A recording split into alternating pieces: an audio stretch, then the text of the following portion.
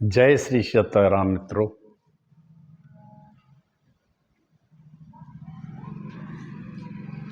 श्रद्धालु भक्तजनों, वंदनीय मातृशक्ति, वंदनीय सनातन प्रेमी बंधुओं,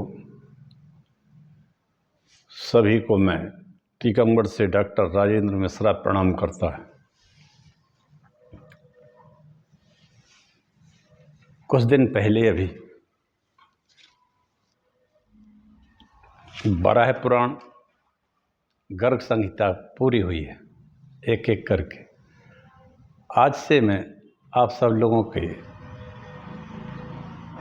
लिए, अपने लिए, हमारे 18 पुराणों में से जो एकादश यानी कि 11वां पुराण है, बहुत विशाल नहीं है मेरे पास उपलब्ध, लेकिन जितना भी उपलब्ध है मैं उतना सुनाना चाहता हूँ। आज से शुरू कर रहा हूँ। यह हमारे 18 महान पुराणों में से पुराण, हमारे सनातन धर्म के महान ग्रंथ। ये मेरा 9वां पुराण है जो निरंतर कह रहा हूँ। इसके पहले हम 8 पुराण कह चुके हैं। ये 9वां पुराण है और ये नरसिंह पुराण के नाम से है। और इसकी गिनती, संख्या जो हमारे पुराणों की है,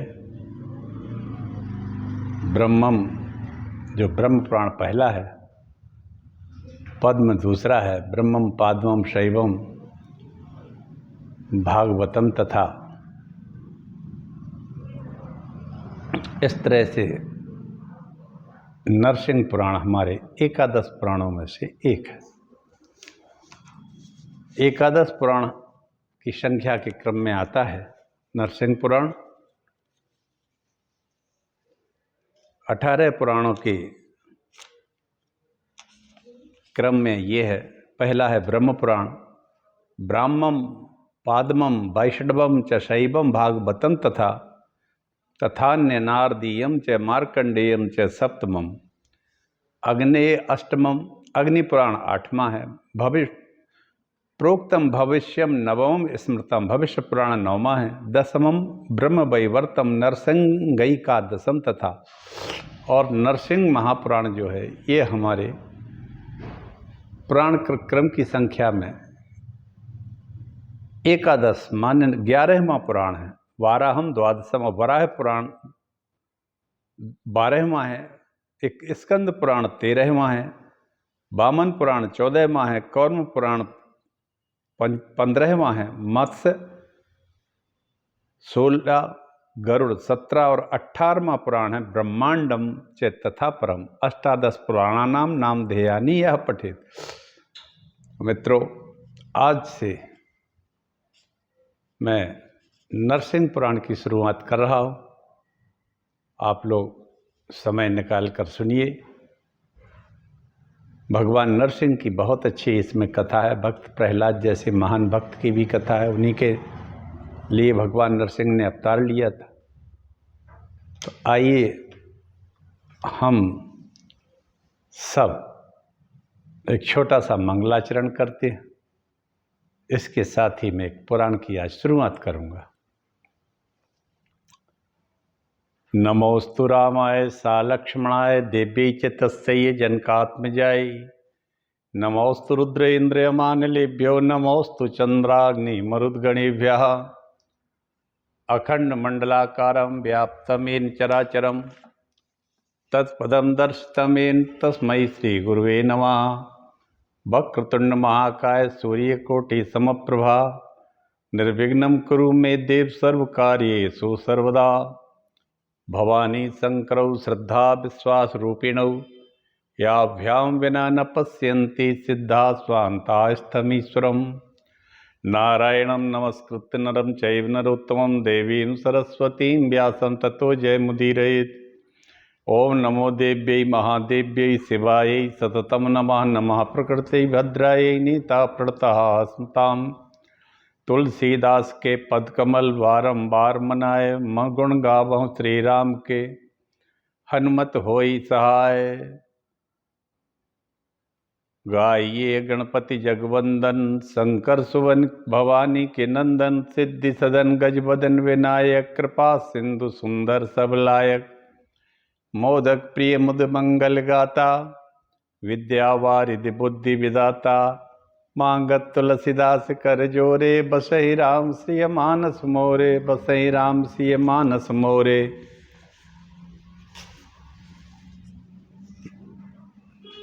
बसहि राम सिय मानस मोरे। दुर्गे देवी नमस्तुभ्यं, सर्वकामार्थ साधिके, मम सिद्धिं सिद्धिं वा स्वप्ने सर्व प्रदर्शय। अगुन सगुन गुण मंदिर सुंदर, भ्रमतम प्रबल प्रताप दिवाकर, काम क्रोध मद गज पंचानन, बसहु निरंतर जनमन कानन। भगवान शिव जी कहते हैं रघुनाथ जी से, हे राम, आप जानकी जी सहित हमारे इस मन में निवास करें, सबके हृदय में निवास करें प्रभु। भस्म संदिग्ध सर्वांगो रुद्राक्षः वर्णान्वितः, शिव शंकर सर्वात्मन श्री मातर जगदम्बिके, भृगुं पुलस्त्यं पुलहं क्रतुमांगीरसं तथा, मरीचिं दक्षमित्रं च वसिष्ठं चैव मानसं, नव ब्रह्मांड इत्येते पुराणम निश्चय गता। ये 9 भगवान ब्रह्मा जी के मानस पुत्र हैं जो सर्वप्रथम इन्होंने इन्हें प्रकट किया था।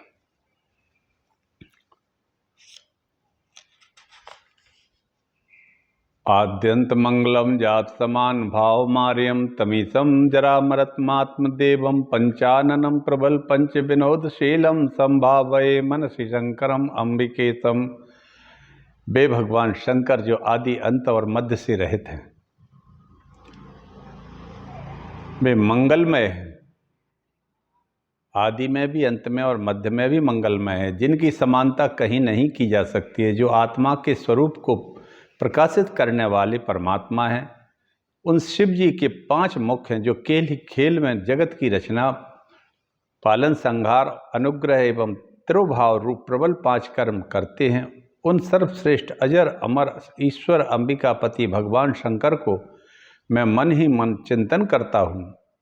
सौराष्ट्रे सोमनाथम च श्रीशैले मल्लिकार्जुनम, उज्जयिनां महंकालोंकारे ममलेश्वरम, केदारम हिमवत पृष्ठे डाकिन्यां भीमशंकरम, वाराणस्यां तु विश्वेशम त्र्यंबकम, गौतमी तटे वैद्यनाथम चिताभूमौ, नागेशम दारुका वने सेतु बंदे तु रामेशम, घुस्मेशम च शिवालय। ये 12 ज्योतिर्लिंग हैं भारतवर्ष में जो स्वयं प्रकट हैं, इनको सभी लोग जानते हैं। अच्युतानंत गोविंद नामोच्चारण भेषजात, नश्यन्ति सकला रोगा, सत्यम सत्यम वदामहम। सीताराम चरण रति मोरे, अनुदिन बढ़े अनुग्रह तोरे, जे यही कथा स्नेह समेता, कहि सुनहि समझ सपेता, हो ही रामचरण अनुरागी, कलिमल रहित सुमंगल भागी। कलिमल रहित सुमंगल भागी।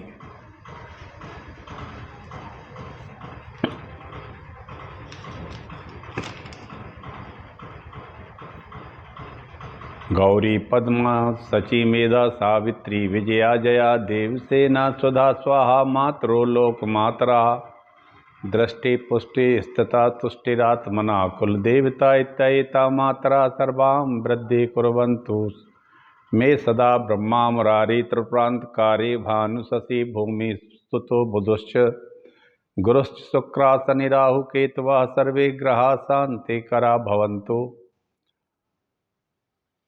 लक्ष्मी नारायणाभ्यां नमः, उमा महेश्वराभ्यां नमः, वाणी हिरण्यगर्भाभ्यां नमः, शचि पुरंदराभ्यां नमः, मातृपितृ चरण कमलेभ्यो नमः, इष्ट देवताभ्यो नमः, कुल देवताभ्यो नमः, ग्राम देवताभ्यो नमः, स्थान देवताभ्यो नमः, सर्वेभ्यो देवेभ्यो नमः, सिद्धि बुद्धि सहिताय श्रीमन् महागणाधिपतये नमः। ओम सर्वेभ्यो ब्राह्मणेभ्यो नमः। ओम गणानां त्वा गणपतिगुं हवामहे, प्रियानान्त्वा प्रियपतिगुं हवामहे निधिनान्त्वा निधिपतिगुं हवामहे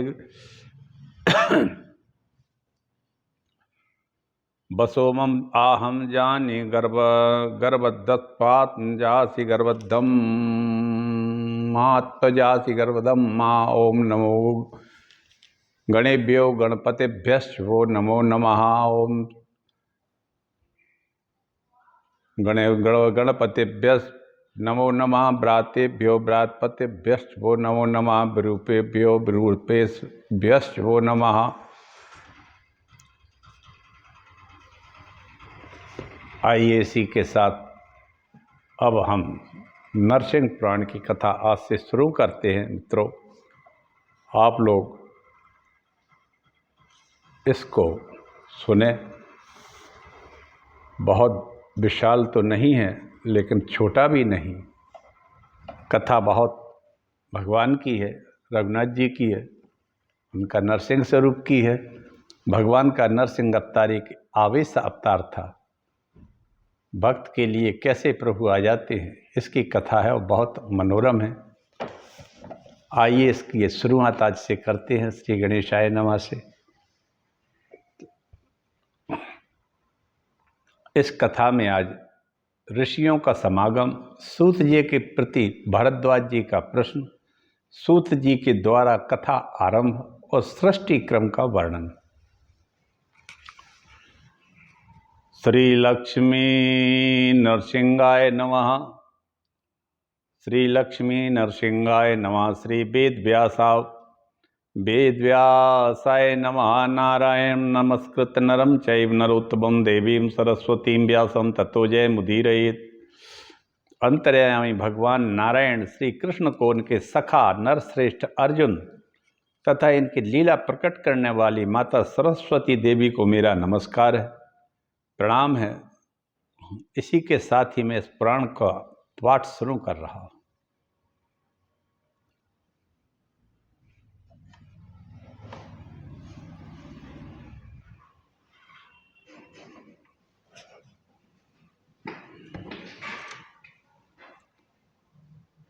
तप्त हाटक केश कांत ज्वलत पावल पावलोक लोचना वज्राधिकरण स्पर्श दिव्य सिंहम नमोस्तुते। पांतु वो नरसिंहस नख लांगूल कोटका कोटयः हिरण्यक कश्यपोर्वक्षः क्षेत्रास्रक कर्दमारुणः। दिव्य सिंह तपाए हुए सुवर्ण के समान पीले केशों के भीतर प्रज्वलित अग्नि की भांति आपके नेत्र देदीप्यमान हो रहे हैं। भगवान, आपके नखों का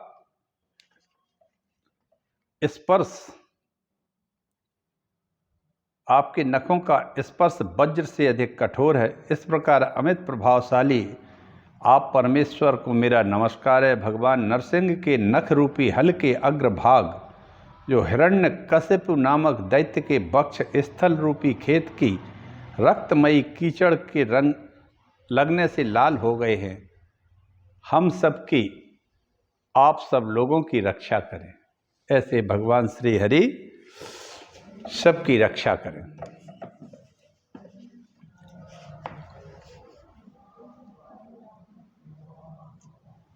हेमद्वासिनः सर्वे मुनियो वेद पारगाः त्रिकालज्ञा महात्मानो नैमिषारण्यवासिनः। ये अर्बुदारण्य निरताः पुष्करारण्यवासिनः महेन्द्राद्रिरता ये च विन्ध्यवासिन्यवासिनः। धर्माण्यन्नरताः ये च दण्डकारण्यवासिनः। श्रीशैलनिरता ये च कुरुक्षेत्र निवासिनः। कौमार पर्वते च ये च पंपा निवासिनः। एते चान्ये च बहवः शिष्या मुनियो अम्लाः। माघ मासे प्रयागम तो स्नातुम तीर्थ समापताः। एक समय हिमालय की घाटियों में रहने वाले वेदों के पारगामी एवं त्रिकाल वेदता समस्त महात्मा मुनिगण नैमिषारण्य अर्बुदारण्य और पुष्करारण्य के निवासी मुनि महेंद्र पर्वत पर और विंध्यगिरि के निवासी ऋषि धर्मारण्य, दंडकारण्य, श्रीशैल, कुरुक्षेत्र में वास करने वाले मुनि तथा कुमार पर्वत एवं पंपा सर के निवासी ऋषि ये तथा अन्य और भी बहुत से शुद्ध हृदय वाले महर्षिगण अपने शिष्यों के साथ माघ के महीने में स्नान करने के लिए प्रयाग तीर्थ में आए। वाह क्या बात है। कहने का आशय यह है कि संपूर्ण पर्वतों की कंदराओं से, संपूर्ण देश से, संपूर्ण क्षेत्र से सभी लोग संगम तीर्थ पर प्रयागराज में इकट्ठे हुए। कौन में? माघ मास में। आज भी माघी स्नान मित्र होते हैं। माघी स्नान का एक बड़ा महत्व है, एक तरह से कुंभ जैसा महत्व है। एक माह के लिए माघी स्नान होते हैं। और सौभाग्य से मेरा जन्म माघ मास में ही है। माघ मास के प्रारंभ की द्वितीय तिथि को मेरा जन्म हुआ था, संवत 2011 में। इसी माघ मास में सभी देश भर के जितने भी महात्मा गण थे सभी प्रयाग में माघी स्नान के लिए आए और माघ मास का एक बड़ा भारी वहाँ समागम होता है माघ मास में।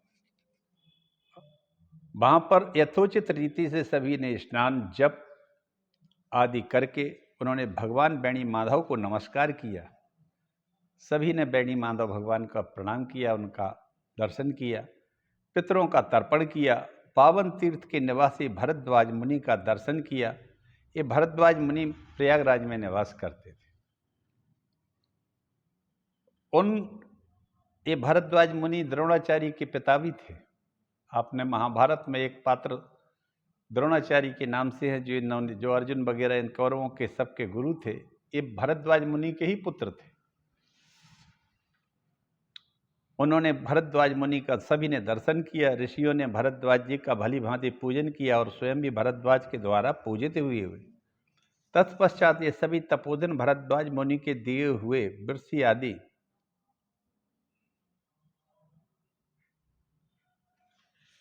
आसन प्रदान किए।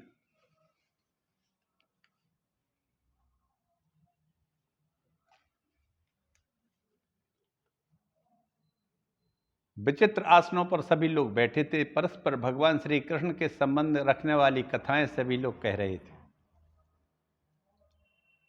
सुन रहे थे। व्यास जी के शिष्य लोमहर्षण नामक सूत जी वहां आ पहुंचे। ये व्यास जी के शिष्य लोमहर्षण जी, जिनको सूत जी कहते हैं, वो भी वहां आए हुए थे। सूत जी ने वहां बैठे हुए सभी ऋषियों को यथोचित विधि से प्रणाम किया और स्वयं भी उनके द्वारा सम्मानित हुए। फिर भरद्वाज जी की अनुमति से यथायोग्य आसनों पर बैठ गए। इस प्रकार जब वे सुखपूर्वक विराजमान हुए तब उस समय उन व्यास शिष्य लोमहर्षण ने भरद्वाज जी से सभी मुनियों के समक्ष यह प्रश्न किया।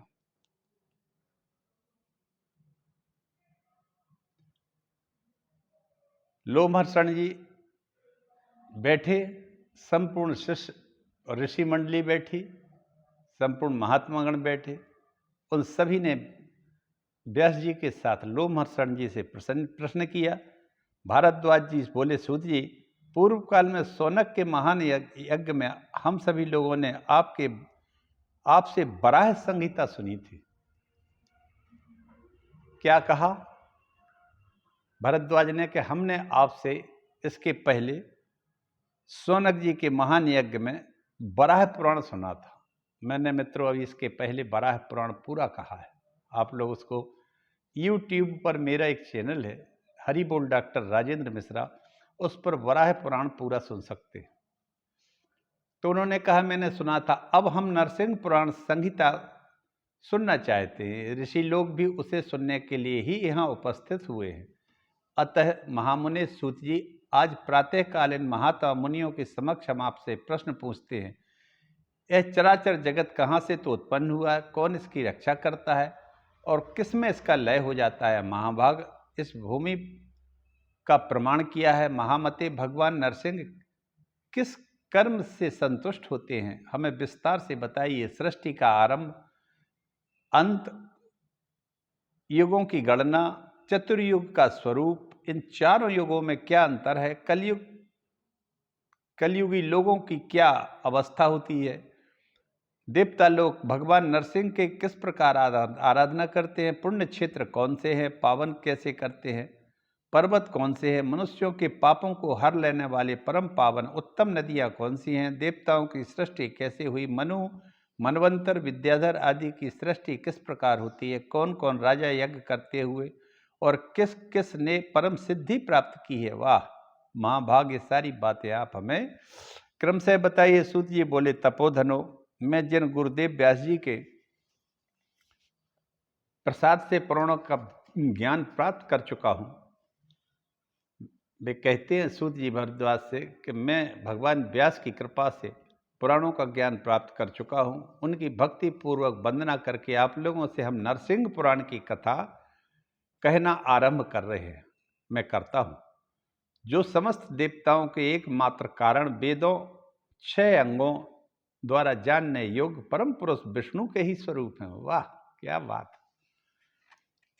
जो विद्यावान, विमल बुद्धिदाता, नित्य शांत, विषय कामना शून्य और पापों से रहित हैं, उन विशुद्ध तेजोमय महात्मा पाराशर नंदन वेद व्यास जी को मैं सदा प्रणाम करता हूँ। उन अमित तेजस्वी भगवान व्यास जी को नमस्कार है, जिनकी कृपा से मैं भगवान वासुदेव की इस कथा को कहता हूँ। मुनिगण, आप लोगों ने भली भांति विचार करके मुझसे जो प्रश्न पूछे, उनका उत्तर भगवान विष्णु की कृपा हुए बिना कौन बतला सकता है। तथापि भरद्वाज जी, भगवान नरसिंह की कृपा के बल से ही आपके प्रश्नों के उत्तर में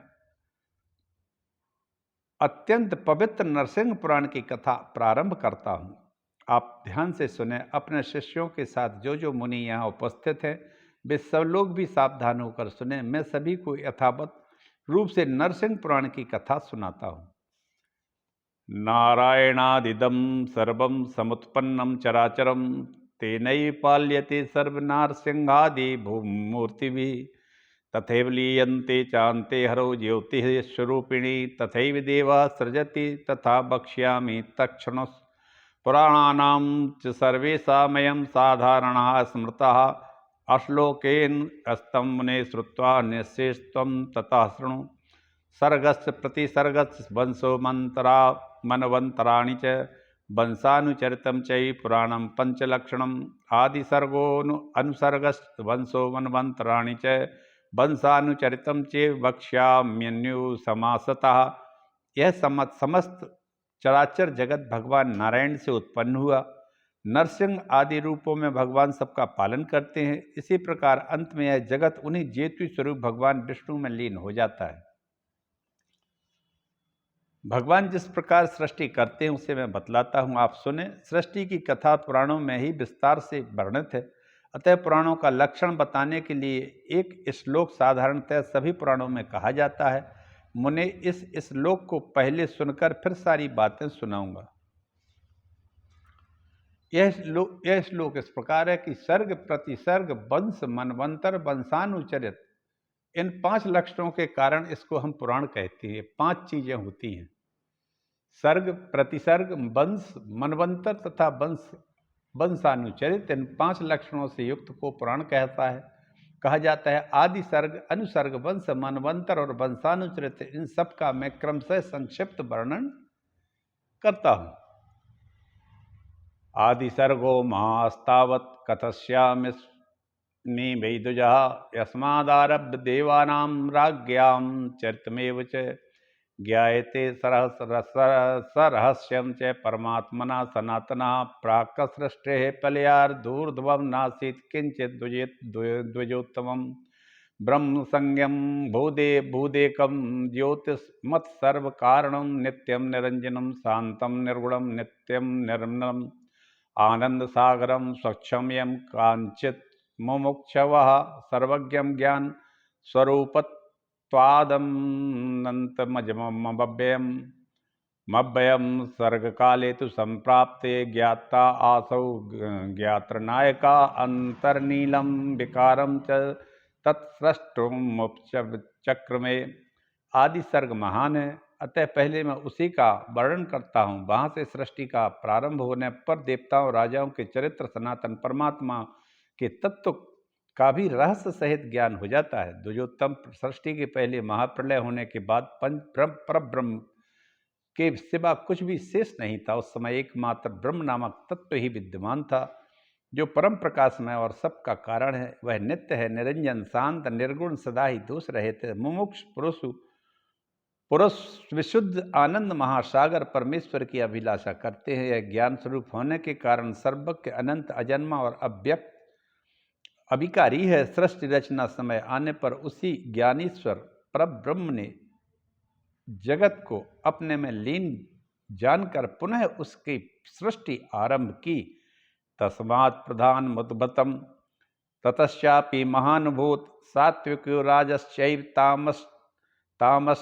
तामसश्च महान वैकारिकस्तेज जश्चम भूतादिश्चैव तामसः त्रिविधो अयम अहंकारो महत्तत्वादिजायत यथा प्रधानम हि महान महता च तथा कृता तथा वृतः भूतादिस्तु विकुर्वाणा शब्द तन्मात्रकम ततः। उस ब्रह्म से प्रधान मूल प्रकृति का आविर्भाव हुआ। उस ब्रह्म ने, जिसने सबको लीन करके सृष्टि की रचना पुनः प्रारंभ समय आने पर की, तो सर्वप्रथम चूंकि परमात्मा की मूल जो प्रकृति है, सूक्ष्म प्रकृति है, वो प्रकट होती है, जिससे संसार का ये रचना प्रारंभ प्रभु करते हैं। तो उनका आविर्भाव होता है भगवती जगदम्बा का। प्रधान तत्व से महत्व प्रकट होता है। सात्विक, राजस और तामस भेद से तीनों प्रकार के अहंकार उत्पन्न होते हैं। महत्त्व से वैकारिक, सात्विक, फिर तेजस, राजस और भूतादि रूप तामस, इन तीन भेदों से युक्त अहंकार उत्पन्न होते हैं। जिस प्रकार प्रधान से महत्त्व आवृत है, उसी प्रकार महत्त्व से अहंकार भी आवृत है, व्याप्त है। तदनंतर भूतादि नामक तामस अहंकार ने विकृत होकर शब्द तन्मात्रा की सृष्टि की। ये शब्द तन्मात्रा वायु प्रधान होती हैं और इंद्रियों के जो विषय होते हैं इनको तन्मात्राएं कहते हैं। उससे शब्द गुण वाला आकाश उत्पन्न होता है शब्द तन्मात्रा से। तब उस भूतादि ने शब्द गुण वाले आकाश को आवृत किया। आकाश से विकृत होकर स्पर्श तन्मात्रा की सृष्टि की। उससे महाबलवान वायु की उत्पत्ति हुई। वायु गुण स्पर्श माना जाता है। फिर शब्द गुण वाले आकाश तत्व ने स्पर्श गुण वाले वायु को आवृत किया। तत्पश्चात वायु ने विकृत होकर रूप तन्मात्रा वाली सृष्टि की, जिससे ज्योतिर्मय अग्नि का प्रादुर्भाव होता है। ज्योति का गुण रूप कहा जाता है। इस स्पर्श तन्मात्रा रूप वायु ने रूप तन्मात्रा वाले तेज को फिर आवृत किया। तब तेज ने विकृत होकर रस तन्मात्रा की सृष्टि की। इससे जल प्रकट हुआ। रूप गुण वाले तेज ने रस गुण वाले तेज को आवृत किया, तो जल के विकार को प्राप्त होकर गंध तन्मात्रा की सृष्टि हुई। इससे पृथ्वी उत्पन्न होती है। वे आकाश आदि सभी भूत गुणों से युक्त होने के कारण उनके अधिक गुण वाली गंध तन्मात्रा पार्थिव तत्व से ही स्थूल पिंड की उत्पत्ति होती है। उसको पृथ्वी का गुण गंध कहा जाता है। उन आकाश आदि भूतों की तन्मात्राएं अथवा केवल उनके गुण शब्द आदि ही हैं। इसलिए वे तन्मात्रा का मतलब गुण होता है मित्रों। तो इनके गुण हैं। आकाश आदि का शब्द है। इस तरह से हमने सभी गुणों को कहा है। उससे वायु, अग्नि, जल और पृथ्वी की सबकी संरचना होती है। और इनके सभी गुण पृथ्वी का जैसे गंध है, और 5 गुण और होते हैं। उसमें शब्द तन्मात्रा भी रहती है, स्पर्श तन्मात्रा भी रहती है, रस तन्मात्रा भी रहती है, तेज तन्मात्रा भी रहती है। पृथ्वी में ये 5 होते हैं। क्रमशः एक दूसरे को आवृत करते हैं जी। इसलिए वे तन्मात्राएं गुण हैं। तन्मात्राएं अविशेष कही जाती हैं, क्योंकि उनमें अमुक तन्मात्रा आकाश की है, अमुक वायु की है, जो इसका ज्ञान कराने वाला कोई विशेष अंतर नहीं होगा, किंतु तन्मात्राओं से प्रकट हुए आकाश आदि भूत क्रमशः विशेष भेद युक्त होते हैं, इसलिए उनकी विशेष संज्ञा होती है। भरद्वाज जी, तामस अहंकार से होने वाली है पंचभूतों और तन्मात्राओं की सृष्टि मैंने आपसे थोड़े में संक्षेप में कह दी है। सृष्टि तत्व पर विचार करने वाले विद्वानों ने इंद्रियों को तेजस अहंकार से उत्पन्न बतलाया है। ये इंद्रियां तेजस अहंकार से उत्पन्न होती हैं।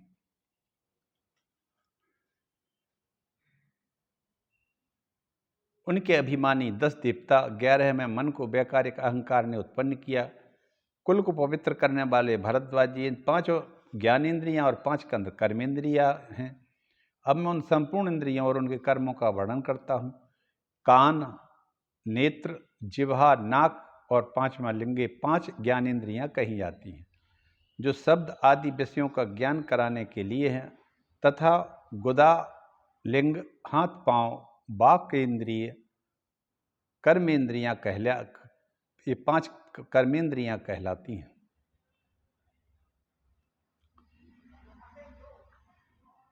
विसर्ग यानी कि मल त्याग, आनंद यानी मैथुन का सुख, शिल्प हाथ की कला, गमन बोलना, एक क्रमशः इन कर्मेंद्रियों के 5 कर्म कहलाते हैं। विप्र, आकाश वायु तेज जल पृथ्वी, ये 5 भूत क्रमशः शब्द स्पर्श रूप रस और गंध, इन गुणों से उत्तरोत्तर युक्त हैं।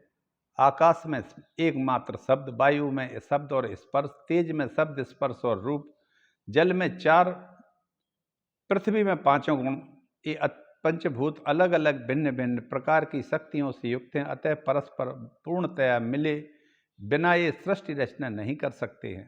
तब एक ही संघात को उत्पन्न करना जिनका लक्ष्य उन महत्त्व से लेकर पंचभूत पर्यंत सभी विकारों ने पुरुष से अधिष्ठित होने के कारण परस्पर मिलकर एक दूसरे के आश्रय लिया, सर्वथा एक रूपता को प्राप्त होकर प्रधान तत्व के अनुग्रह से एक अंड की उत्पत्ति की। वह अंड क्रमशः बड़ा होकर जल के ऊपर बुलबुले के समान स्थित हुआ। महाबुद्धि समस्त भूतों से प्रकट हो जल पर स्थित हुआ। वह महान प्राकृत अंड ब्रह्मा हिरण्यगर्भ रूप भगवान विष्णु का अत्यंत उत्तम आधार हुआ। उसमें वे अव्यक्त रूप जगदीश्वर भगवान विष्णु स्वयं ही हिरण्यगर्भ रूप से विराजमान हुए। उस समय सुमेरु पर्वत उन महात्मा भगवान हिरण्यगर्भ का गर्भ को ढकने वाली झिल्ली था। अन्यान्य पर्वत जरायुज गर्भाशय से थे। अन्यान्य पर्वत एक तरह से गर्भाशय थे और ये समुद्र ही गर्भाशय के जल थे। वाह! पर्वत, द्वीप, समुद्र तथा ताराओं सहित समस्त लोक और देवता, असुर, मनुष्य, प्राणी सभी उस अंड से ही प्रकट हुए थे। परमेश्वर विष्णु रूप ही रजोगुण से ब्रह्मा संहार की सृष्टि से प्रवृत्त होते हैं। तब तक कल्प की सृष्टि होती है, तब तक वे ही नरसिंह आदि रूप से प्रत्येक युग में अपने रचे हुए इस जगत की रक्षा करते हैं और कल्पांत में रुद्र का रूप लेकर इसका संहार कर लेते हैं। भगवान अनंत स्वयं ही ब्रह्मा के स्वरूप से संपूर्ण जगत की सृष्टि करते हैं। फिर इसके पालन की इच्छा से राम आदि कृष्ण आदि का अवतार धारण करके इसकी रक्षा भी करते हैं और अंत में रुद्र रूप होकर समस्त जगत को अपने में लीन कर लेते हैं, यानी कि इसका संहार कर देते हैं, संहार कर देते हैं। इसी के साथ मित्रों आज में एक अध्याय पूर्ण होता है और मैं अपनी वाणी को विराम देता हूँ। और आज से नरसिंह पुराण जैसा अद्वितीय पुराण की कथा में आज से प्रारंभ कर दी। आज मैं कथा को यहीं अपनी को समाप्त करता हूँ, वाणी को विराम देता हूँ और आप सब लोगों से आज्ञा चाहता हूँ। अब आप लोग नरसिंह पुराण की कथा सुने। मैं कोशिश करूँगा कि नित्य कथा को सुनाऊँ। अभी बीच में कुछ दिन मेरा कथा का एक क्रम करीब 8-10 दिन नहीं हो पाया। अब कथा शुरू हो गई है। इसके पहले मैंने गर्ग संहिता कही थी जो पूर्ण हुई थी, उसके पहले मैंने वराह पुराण कहा था और इस तरह से ब्रह्म पुराण, मार्कंडेय पुराण, श्रीमद् भागवत, रामायण, ऐसे चलते चलते ये 8वां पुराण हमारा नरसिंह पुराण शुरू हो गया है। भगवान शंकर की कृपा से, माता पार्वती की कृपा से आप सब लोगों को हम कोशिश करेंगे इस पुराण को यथारूप आपको सुनाएं। आज ये पहला अध्याय है और सृष्टि के वर्णन में संक्षेप में जो सूत जी ने प्रयाग में संपूर्ण ऋषियों के पुराण सुना रहे हैं, मैंने उसी को आप लोगों के सामने सुनाया है। इसी के साथ मैं वाणी को विराम देता हूँ। भारत माता की जय, सनातन धर्म की जय, आप सब की जय, सभी गुरुजनों की जय, संपूर्ण भारतवर्ष की जन शक्ति की जय। हर हर महादेव।